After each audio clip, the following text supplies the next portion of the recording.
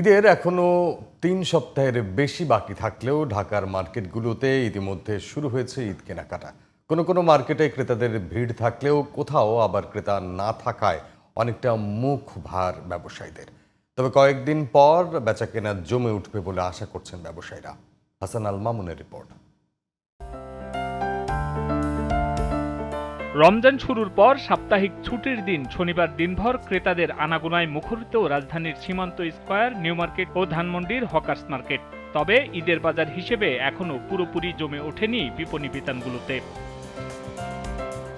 কিছু দোকানে ক্রেতাদের ভিড় থাকলেও বেশিরভাগই ছিল ফাঁকা। ক্রেতাদের কেউ কেউ পণ্য কিনলেও অনেকেই এখনও ঘুরে ফিরে যাচাই করছেন ঈদের বাজার। দোকানীদের প্রত্যাশা সামনের সপ্তাহ থেকে জমে উঠবে ঈদের কেনাকাটা।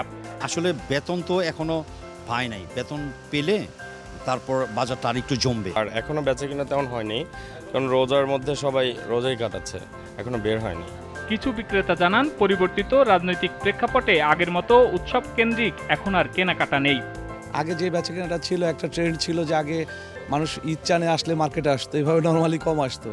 এখন মানুষ আসে মার্কেটে সবসময়। ঈদ যে সামনে, সেই অর্থে এখনো জমে ওঠেনি। যে একটা রাজনৈতিক পট পরিবর্তনের যে একটা প্রভাব, এই প্রভাবটা মনে করেন ধনী গরিব সবার উপরেই বিরাজ করতেছে। রোজা রেখে শপিং করার কষ্ট এড়াতে আগেভাগে ঈদের কেনাকাটা সেরেছেন অনেকেই। মেয়ের জন্য, মেয়ে তো ডক্টর, সময় পায় না, এই জন্য আজকে একটা ছুটি ছিল, এই কারণেই আসে। প্রাইস কেউ বেশি বেশি চাচ্ছে আর কেউ মিডিয়াম চাচ্ছে। অনেক দামি চাচ্ছে, যেটা হয়তো মধ্যবিত্ত হিসাবে অনেক বেশি মনে হচ্ছে।